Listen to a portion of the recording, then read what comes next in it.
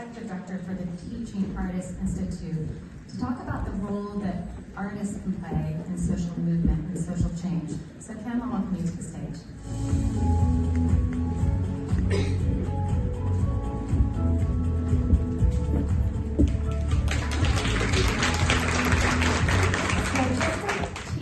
So Kim, you wear two hats. You have the hat, the Artivist, which I love that term, and then Kim Poole, music.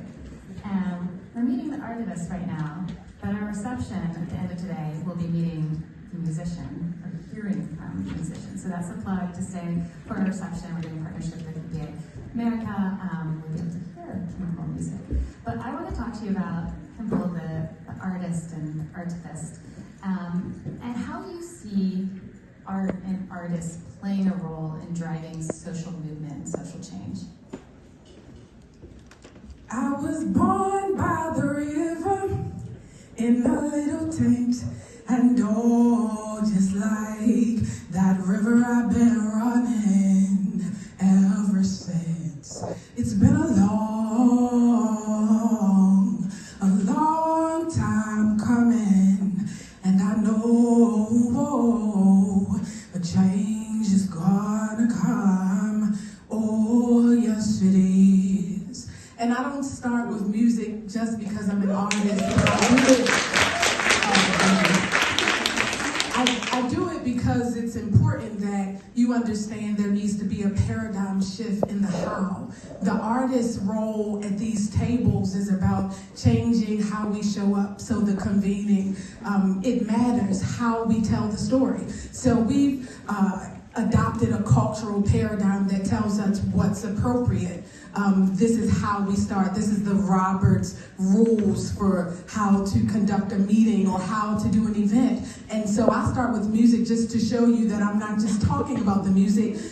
It is a part of me. So there is no separation. It's a spectrum, right? And so we do that work with the Teaching Artists Institute, and culture is the new currency. This is our guiding philosophy, and it shows up in everything we do. So with the Teaching Artists Institute, think about, maybe there's some artists in the room, maybe some singers in the room. Yeah.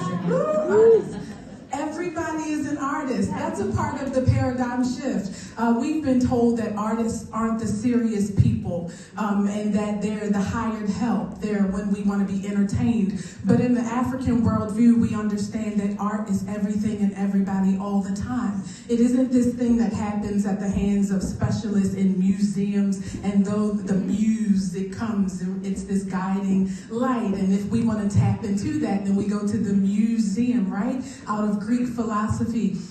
We all have the capacity to create, and when we center artists in discussions, when we bring them with intention to decision-making tables, then everyone else is invited to show their creativity in ways that maybe they were taught inherently through the culture of their environment and enculturation, that if you want to be serious, you go to law school, or you do something with investment banking, all these things. But culture is the new currency, and it has value, and it teaches us how to change what is of value. It reminds me of our speaker earlier said, don't be boring. That's hard. Well, just quickly, for the audience that's in the room, what advice do you have to them for tapping into their inner artists and helping them inspire more change in the work that they're doing?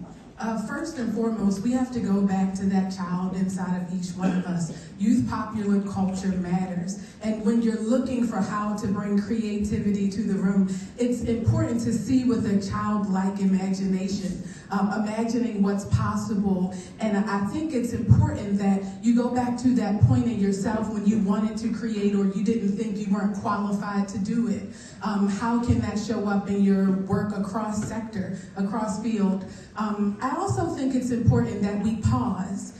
In this world that's based on the industrial revolutions, automation, and everything that grew out of those philosophies, we've been taught to move really quickly. Everything has to be on time. And if you embrace slowness, stillness, I'm from Baltimore, and so we have 4 seasons there, and there's a spring, a summer, and a winter. And so I embrace winter. I slow down with intention, and I hibernate. That's a way to tap into your creativity, to pause and be okay with things not happening on a certain timeline. Well, if you want to tap into your inner artist, we do have this doodle wall outside the theater here, in partnership with Arts for Development, where you can test out your creativity. Kim, thank you so much. And again, please stay on for our reception where you'll get to hear more from Kim Poole music. Thank you.